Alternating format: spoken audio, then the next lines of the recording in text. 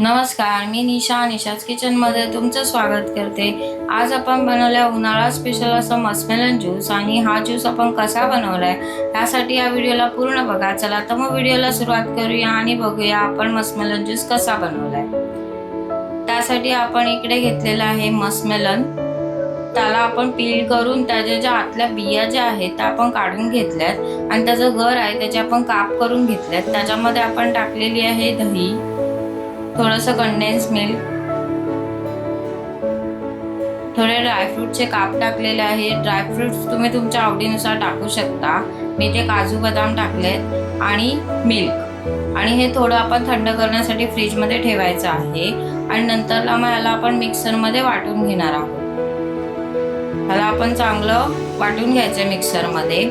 आता इथे मी मस्कमेलनचे जे वरचं कव्हर जे असतं ते घेतलंय डेकोरेशनसाठी, प्रेझेंटेशनसाठी, आणि त्याच्यामध्ये आपण हे जे ज्यूस आहे ते आपण टाकणार आहोत। त्याच्यावरती आपण ड्रायफ्रूटचे थोडे काप टाकले आणि मीठ ठेवलंय।